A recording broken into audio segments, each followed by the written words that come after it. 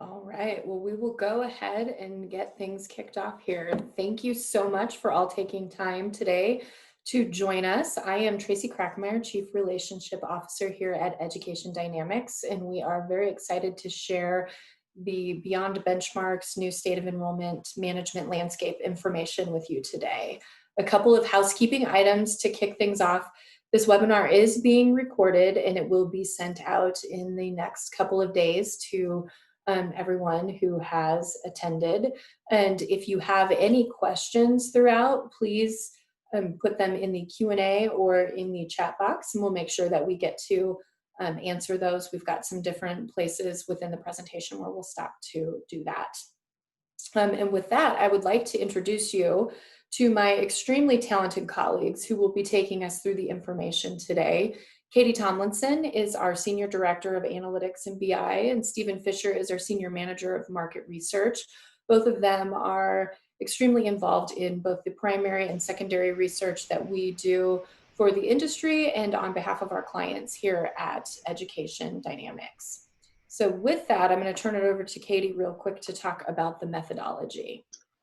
Okay, so what we're about to present to you is really a blend of our proprietary research, some primary and secondary, and really provides a snapshot in time regarding all of the available data points available to us surrounding education, occupational projections, and the current labor market.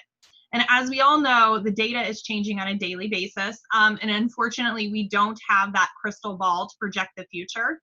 However, consider this research a part of your long game, and while the data points may not be immediately actionable, they'll certainly help you provide insight and direction if you continue to keep a pulse on all of these metrics as the pandemic persists. All right, thank you. So we did this webinar a little bit differently than ones that we've done in the past, where we had asked for questions to be submitted as people were signing up, and we got a lot of really great questions, and we really can categorize those into three different buckets: the impact that COVID's been having on the marketplace, student support and any changes that need to occur there, and then buying behavior of online students. And so today we'll be going through those three sections, and then we'll have time at the end of each of those if there are any specific questions that come up as you see the information as well. So I will turn it over to Katie to walk us through the impact that we are seeing from COVID. So for this section, we're really going to cover two key areas. The first being how COVID has impacted the current labor market, and then what the occupational projections look like for the future. And we just want to begin the presentation by talking about the labor market because it's extremely important to understand how the recessions can impact overall enrollments. And over a period of the Great Recession, we saw an increase of college enrollments around 3 million. Once the economy started to recover, more jobs were added to the market and unemployment decreased, so the demand for education wasn't as high. But starting around maybe about 2015, we started to kind of see those enrollments level out to the numbers we had seen in 2006. And so as the market continued to improve, we started to see those unemployment rates reach historic lows. But once COVID hit, unemployment rose higher in those 3 months than it did in 2 whole years of the Great Recession.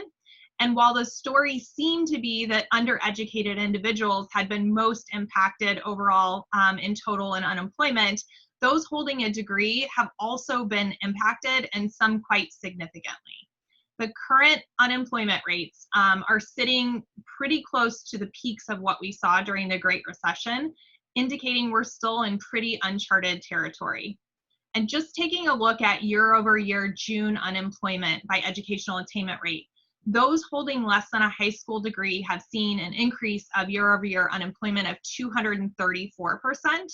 Some college or associates was at 260%, associates at 243%, bachelor's at 252%, and then higher than a bachelor's ranging from about 133% to 195%, really illustrating the fact that no educational attainment category was left untouched. And while we're seeing that there's been some improvement in overall unemployment rates, things aren't looking markedly better at this month. So right now we're seeing that associate's degrees are sitting at about 8.7% unemployed, relative to about a 3 last year at the same time. Bachelors that are at 5.5%, and masters at a 3.9%. And what we're really seeing here is that in some cases, we're doubling or tripling still the unemployment rates we saw last year at this time.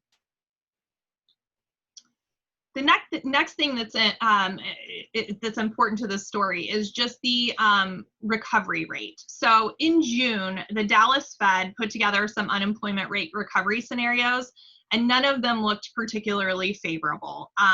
What we know right now is we're sitting at about 7.9% as of September, and that's reflective of somewhat between a fast and medium recovery rate based on this model that we're seeing, but it really doesn't tell the whole story.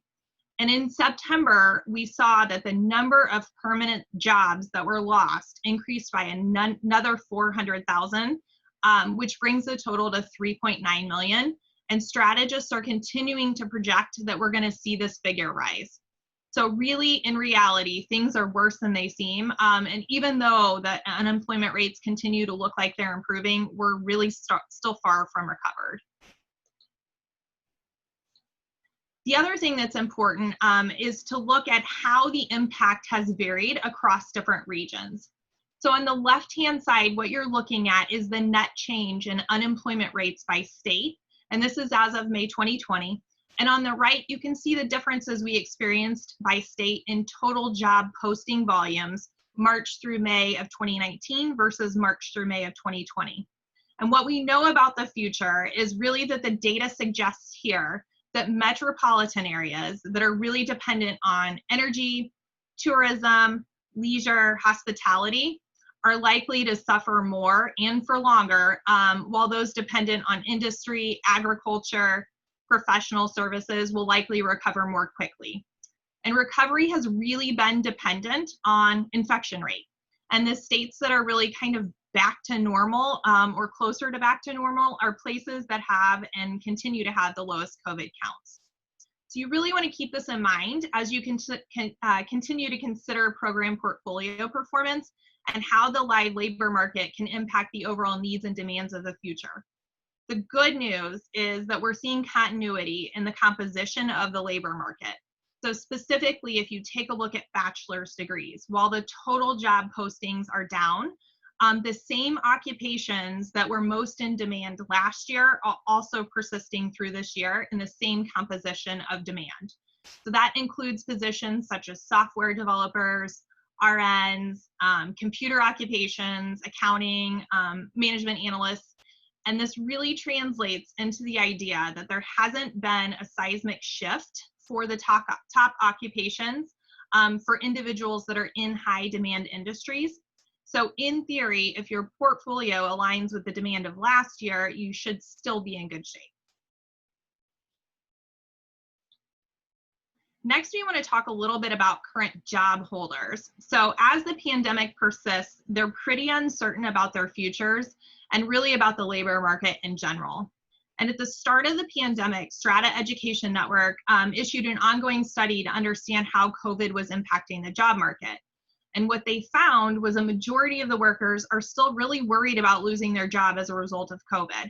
And a little over 1/3 reported that if they lost their job, they would transition into occupational fields such as business, IT, or finance. And so this really sets the stage for the shifts we're seeing in program demand, as well as facilitating the need for just more education overall.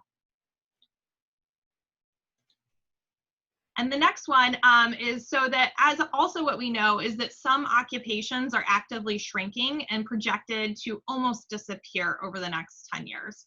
So some of this is driven by automation, some of it's by shifting consumer demands, but we also expect to see that COVID will have an impact in ways we're not seeing yet in the data.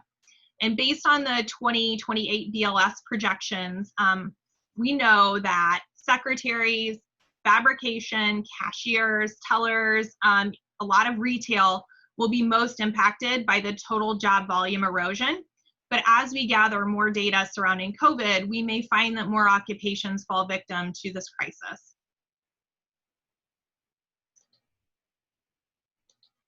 Lastly, we want to just take a peek at where fall enrollments are sitting, which this is based on the 56% reported at this time. So thinking back to spring, things were relatively stable. Summer, we started to see some of the struggles ahead, and that was most impacted by four-year for-profits and the community colleges. And then looking at fall, we're seeing some of the same challenges with community colleges, although we've seen some growth in the for-profit sectors. And when segmenting the data by degree level, we're seeing that undergrad certs, associates are struggling, but post-bac, grad certs, master's, doctoral levels are rising. And this is a somewhat similar phenomenon to what we saw during the Great Recession, but time will really tell if the trend is going to persist here. All right, thank you, Katie. I would say the most popular question that we probably received from everyone who signed up for the webinar was wondering what the impact of COVID will be on enrollment going into 2021. Now, I very much wish that I had a crystal ball and could predict that for you to help with planning. But I will say, in line with the data that Katie had presented, is that the programs that were in demand last fall at this time and are still in demand right now, just obviously there aren't as many job openings there. And we know that as the labor market shifts, people do have a tendency to go back to school. And so, I do think that there will likely be some silver linings for schools within this to help people get retrained and reskilled into different jobs as the labor market continues to shift. So it will be interesting. And obviously in the next couple of weeks, there will be more data out on fall enrollment too, to have a more complete picture there. And now we are going to transition into our student support section. So Stephen, will you walk us through? Sure. Hi, everybody. I'm Stephen Fisher. So the student support data really dovetails and complements what Katie was speaking about quite well. When we ask students the life event that drove their higher education decisions, their sort of clarion call to enroll when they did, their financial situation is really what drove this. So you can see here the top reason for both undergraduate and graduate post-traditional students was their financial situation changed. Additionally, another 12 and 10% respectively of undergrad and grad said they were passed over for an advancement due to lack of education. So you have about 40% of the market at the undergraduate level and 35% about of the market at the graduate level that enrolled when they did for a financial reason. So when students, this will be a recurring theme in what we discuss here, when students are losing their current employment or looking to get ahead in their current employment, they are using education as sort of their ticket to do so, to move forward, to change their career or to advance in their career. Next slide, please. So you can see here, the highest growth occupations are what also is driving student demand. Business is always, has been at the top for years and years and years. 29% of undergraduate students and 24% enrolled in business topics. However, you can see here that computer science is 18 and 19% of the market, respectively, undergrad and grad. We have seen in the past few weeks that, or past few surveys, sorry, I think we went ahead a little bit. There we go. You can, in the past few surveys we've done during the COVID era, so to speak, computer science IT has been rivaling business even more so. And you can see that here as well. If you add in the STEM topics, which are closely related to computer science IT, they are 26% of the market undergrad, and they are actually higher, 27% of business. So these are two areas, business and computer science and STEM topics, that are really helping to drive the market. And that's because that's where employment is moving forward as well in these areas. Next slide, please. So again, here you can see that the motivation to enroll is professionally related. Only 2% of the market said it was personal reasons not related to career. And a lot of that was my children are left home and I want to be a good example for them, things along those lines. But you can see that 20% of the market, undergrad and grad, did so to raise their salary. Another 20% did it to transition to a new career. As Katie mentioned earlier, 35% of the market expect if they lose their job to transition to a new career. So this career transition could actually increase as a motivator as we move forward in this time period. And again, as well, you can see that the, if you go back one second, I'm sorry, Katie. If you see the third one there, I was seeking a promotion or a new position in my field.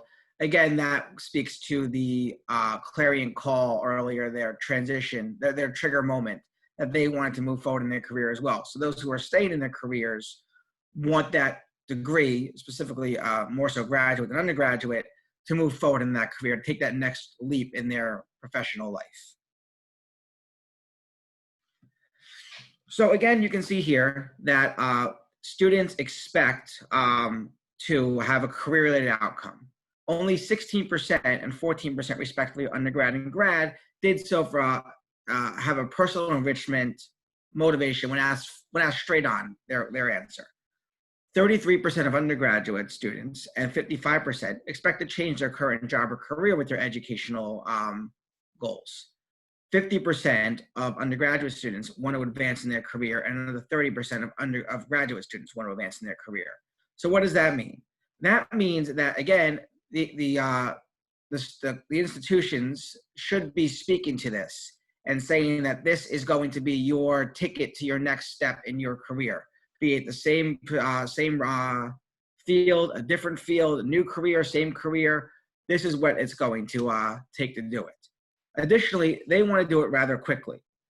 We have over half of undergraduate and graduate students who expect to, once they complete their credential, their graduate, undergraduate degree, graduate degree, which we'll see in a minute, degree market, they want to do it within 6 months. They want to walk across that stage, get that degree, bring it to their employer or new employer and say, look what I have. I am ready to go. Let's start talking about my career and where it's going to go. So these are student services that the school should be speaking to, in that we are going to help build your career growth and make it so that it will be in the near term that you'll have that career growth. So as I mentioned a moment ago, it is a degree market. Bachelor's degree is 63% of the undergraduate market. Master's degrees are 75% of the degree market. If you look further, only 5% of the undergraduate market and about 10% of the graduate market is non-degree. So pushing those degrees, that is what students believe employers are looking for, is a degree. So they can have that credential, that degree credential, to help push them forward. Schools need to react quickly to these students. Another student service should be their enrollment funnel services, so to speak. These students, when they come to your door, when they knock and say, I'm ready to go, they know you. We'll see later on that it is a local market driven decision on where to enroll. So they've done their research about you. They know who you are through the community, and they understand who you are and what you offer. So they look at they inquire at less than 3 schools about half the time at the undergraduate level and 60% of the time at the graduate level. So what does that mean? That means that they know who you are, and when they are inquiring, they are looking just to have a response from you saying that we are here and ready for you. Case in point, 90% nearly of the undergraduate market and a little over 80% of the graduate market apply to 3 or less schools. So what does that mean? That means that these students, when they are inquiring or applying, they already know what they want. So your job as an institution, as a student service, is to get those students in the door. Some of our other research not featured here today shows that students will enroll at the first institution that admits them, and they will apply to the institutions that get back to them most quickly. So to get that student through your door down that funnel, your best bet is to reach out to them as quickly as possible. Because again, they want that degree, they want to get that job, they want to get that advancement, and they know what they want. So when they apply, they are ready to go. The students are also considering a few things, but they are generally very much related. Of course, tuition and fees is the number one thing that students consider at the undergraduate and graduate level when they are inquiring or applying. This has risen over the years towards the top. Additionally, I would expect to see that raise even more during the COVID era because funds are limited, especially for those who have lost their jobs and are turning to education as sort of their way to get back in the job market. However, if tuition is the most important thing, there are some other things that help mitigate tuition costs. For the undergraduate and graduate level, the flexibility offered and ability to complete your degree as quickly as possible is a major sort of time is money factor here. So for example, at the undergraduate level, you can see that the availability of online programs, the length of time to complete my studies, location where my courses are offered or available, and acceptance of previously earned credit are all factors related to flexibility and access to that education. So for example, acceptance of previously earned credit, a credit already earned that can be applied to my current program is a way to complete faster. The length of time to complete a study speaks for itself. The availability of online programs and location where courses are offered are ways that students can understand that they can access their schooling, their education as needed. Online programs, you can work flexible hours around your current position, family life obligations, and be able to complete faster without having to work around those things. Same with location where my courses are offered is a very similar issue, where you can say, yes, it's nearby or in an accessible area so that I'm able to work around other things that work around and complete my education. The graduate side of the coin, in addition to tuition as well as speed to completion, time to completion, reputation is important as well. Because these are also folks, as you saw earlier, who want to advance in their job. And so when they do that, they want their employer to understand that the credential, their degree that they have earned is something of high quality and something that relates to their field and is well known. So when they they knock on their employer's door, the employer knows that they are ready for that next step due to the reputation of the degree they've earned.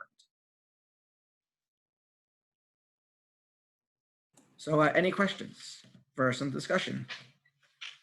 So, Stephen, one of the questions that we received that was really popular was if there are any new services that should be offered, or what should schools be thinking about in terms of student services? Sure. So as students are moving more towards online, pre-COVID, current, and even after COVID, tech support, 24/7 tech support is very important.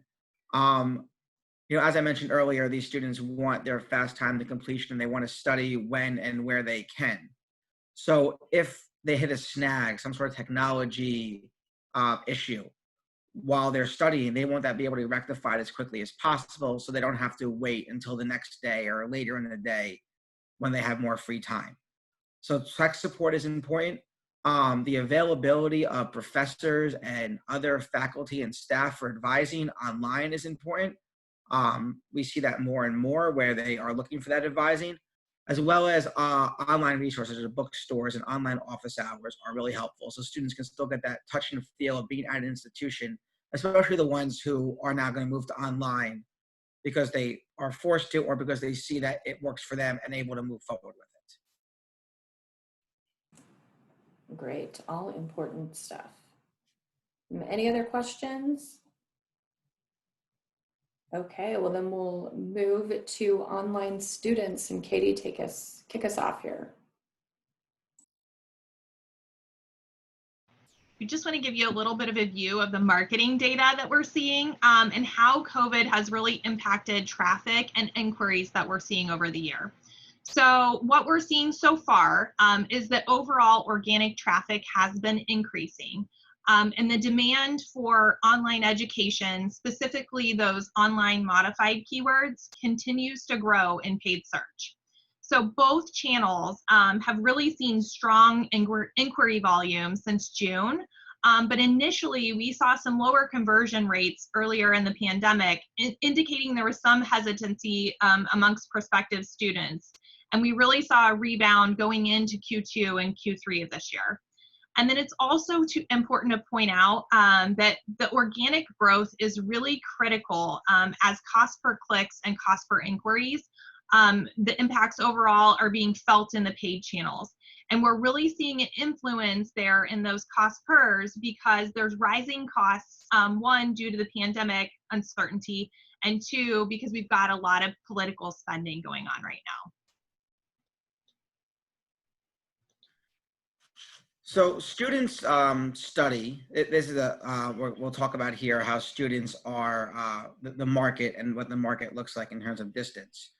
The majority of students study within an institution of 50 miles of home.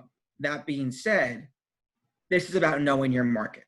So I'm currently sitting in New York City right now, and yes, it is probably more of a local market here than further. However, someone in Billings, Montana, an institution up in the Mountain West, for example, might see that their market expands a little further because of the distance in there. So the issue is here, or the takeaway here is know and own your market. Students want institutions that are nearby to them or known to them rather, be it close or within a further distance. And the fact that you are known, that you are available to them is a major contributing factor of why they would enroll at your institution versus an institution that is further away. Again, the reputation factors, things along those lines. So the data here do say that students enroll nearer rather than further, but that of course could extend out a little more based upon your location. So know and own your market. You'll see at the end there's a little tail towards the that 250 plus mile range. I'm not sure. We see that as more of the niche program areas where if someone's going to enroll, let's say in a sustainability program or something very niche, so to speak, then they will look further to get that program knowing that that's what they want to enroll in and it's not available to them locally. But generally, again, it's knowing your market and being in your market. Lastly, there's a lot of opportunities to retain your existing students or to retarget to stop outs. So as you can see on the left-hand side, about 37% of the student population, 23 and younger, never finished their degree, which really illustrates a large opportunity to bring them back to education and increase your enrollments. We also know, based on the data from the Great Recession, that this percentage tends to increase over periods of economic contraction, which really just makes this an even more important point right now. And then second to that, just don't forget your existing student base right now. And retention is even more important than ever. And you really need to employ strategies to monitor those that are at risk. Make sure you understand the challenges of your students, that you have the right support services in place to make it through the pandemic, and really double down on those investments to support recruitment, retention, and graduation efforts. And where students are struggling could be as simple as maybe finding a place to study or a desk to work from in their household. So those who don't even appear at risk may be struggling with challenges that aren't visible based on their performance in their courses. So just make sure you're giving everyone that extra nurturing and attention to make sure that they persist. So there are current challenges to online study. A lot of people had online study put upon them earlier this year and are continuing to do so, as well as those who are already in online study and are more comfortable with it. However, nearly 1/3 of students are citing that online education has made their ability to learn much worse. These are, as Katie mentioned, retention issues. If a student believes that their ability to learn is hindered by online, they are less likely to persist through graduation. So student services institutions really need to speak to those students and make sure you meet them where they are and say, how can we better serve you and keep you through graduation? 13% are expecting COVID will delay their graduation. As I mentioned earlier, that students are seeing their education as sort of their ticket to their next step in their career once they complete their program, once they graduate. So if 13%, and certainly not an insignificant number, are seeing that they are going to have that delayed, they might get despondent about it. Students need to reach out, institutions need to reach out to these students to ensure that they are persistent and ensure to know that we are working hard to make sure that you graduate, and find out what they need to help with that persistence. 44% are citing emotional well-being as their biggest challenge this fall. We're seeing this in areas other than education. You know, if you turn on the news, you hear things along these lines as well. Institutions need to understand that education might also not be, it might be a 1A, 1B type of thing with family, job situations as well.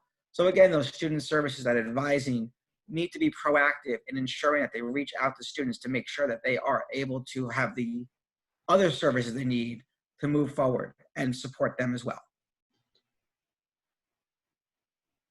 So there's a little bit of a SWOT analysis on education as well, the shift to education. There are strengths, weaknesses, opportunities, and challenge. The strengths, as we mentioned earlier, are time flexibility and location flexibility. These are very important features for students, factors for students, and that is given to them through online education. These are things that can be promoted in online education. They are able to complete faster because they have the ability to be flexible in their time and their location. You're also able to cater to a wider audience. As we mentioned earlier, students are maybe not be as local as in some places others. With online, you can reach out to that 75, even 100 further as needed in your market to ensure that you are owning your market and you are in the places you need to be. Wide availability, of course, is, again, students are able to, with online, especially with asynchronous, be able to take more courses because they are able to take them when they need to and are not time bound as to when they're being offered. And of course, immediate feedback. With online, you can certainly reach out to students quickly and have their more quickly because they are not waiting for office hours. They're not waiting for advising hours. They can reach out to you and get back to them as quickly as possible. The opportunities, there's certainly scope for innovation and designing flexible programs. You know, not this at the same level. My wife is a elementary school public school teacher. I've seen firsthand how they are able to, how she was able to, and her school was able to go from in-school teaching to fully online in a matter of weeks. So there's certainly innovation here that schools can take upon now and set them going for the future.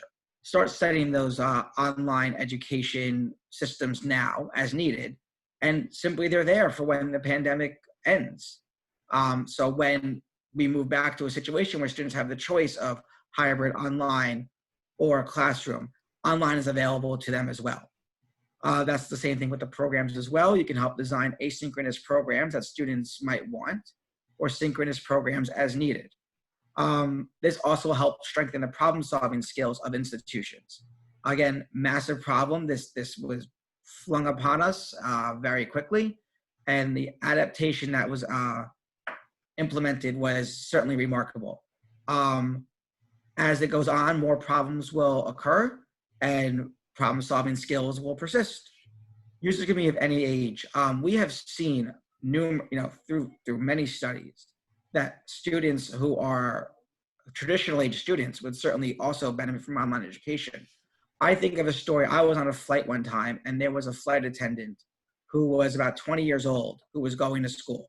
Again, very anecdotal story, but going to school. Because of her job, flying around the world, she couldn't sit in a classroom. So this 20-year-old junior in college, was able to enroll in an online program and study when she could. And finally, the innovative pedagogical approach. Again, all aspects of education have been changing to more of an online module right now, and changing the pedagogy of how things are being offered. So that's certainly an opportunity that is available moving forward and changing pedagogy or adapting pedagogy for the future, using now as sort of an opportunity. The weaknesses. There are technical difficulties. As I mentioned earlier, 24/7 tech support is something that we see students requesting in our surveys a lot. They want to be able to, when they have that technology issue, have it fixed right away. There are these difficulties that need to be addressed as quickly as possible, and this is certainly a weakness for online education and something institutions need to address. Capacity and confidence, time management, distractions, anxiety, and confusion, and lack of personal attention. These are issues that we see throughout our surveys as well that are problems that students have with online education. Their concerns when they enroll online. Do they have the capacity to do it and the confidence in themselves to do it? There is a certain aspect of sitting in a classroom or having a hybrid touch and feel that allows students to feel more connected. If you remove that connectivity, is that something that will hinder them? Again, that could be remedied, or at least partially remedied, by having advising online where students are being proactively reached out to help in these areas. Time management, people when they're home or at work and not necessarily in that classroom setting might not be able to focus clearly on their studies because they might have some other issues going on that might take their time as well. So not having that set time is an issue as well. On that same note, distractions and attention are also an issue as well. As I'm studying online in my home, is my toddler pulling at my leg? Things along those lines that might be of an issue. That institutions need to be cognizant of as they move forward. And then, of course, there are challenges that need to be addressed. The unequal distribution of ICT infrastructure as well as the digital divide. These are issues where there might not be equal access to education, things that are needed for education. As Katie mentioned, not having a desk or a quiet space or the technology needed to persist through a program. These are challenges that institutions need to address through understanding and possibly remediation with their students. Quality of education. There are some institutions that had this put upon them quickly and might not have the pedagogical approach in place, which might impact the quality of education. Hopefully, as this moves forward, as students' programs move more and more into online and are more comfortable with it, that goes away. But in the meantime, there is that quality of education gap. Digital divide. There are some students who may have the latest technology, some that don't. And the way that the institution operates on different platforms, older and newer technology is certainly a challenge. And finally, technology costs and obsolescence. On that same note, the technology costs might be a hindrance to students, which also goes into, of course, that digital divide and obsolescence. So for example, older equipment again, and the costliness of replacing it, especially as funds become tighter during this COVID era. And of course, old equipment might not be compatible with newer equipment. So these are certainly challenges that institutions should be cognizant of as they move forward in the COVID era and beyond.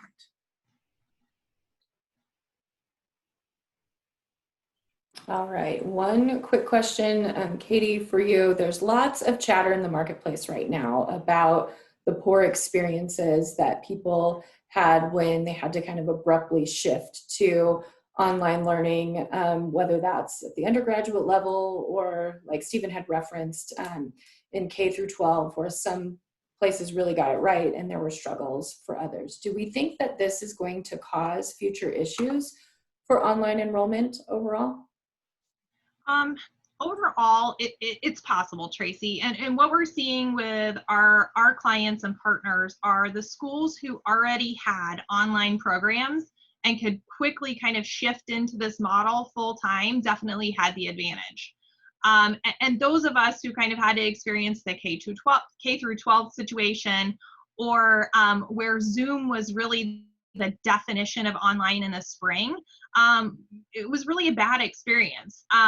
So moving forward, you've just got to make sure you understand, or that your prospective students understand, that there's a difference between a program that is built for online or hybrid versus what we might have seen in the spring. And it's really important to stress that difference and how you are adapting to change and moving forward, as opposed to saying it's going to look the same as what it did in the spring.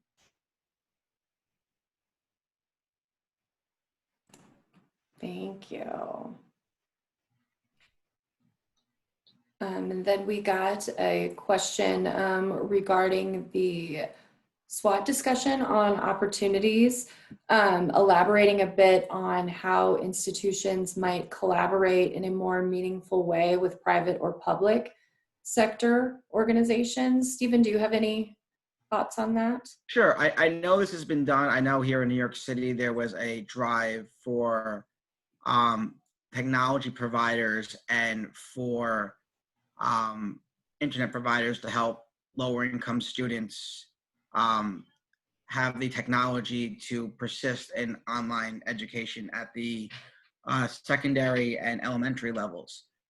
Certainly institutions certainly look to their local suppliers of technology, internet providers, things along those lines, to ensure that the students who need these technologies have them available to them at in some meaningful way.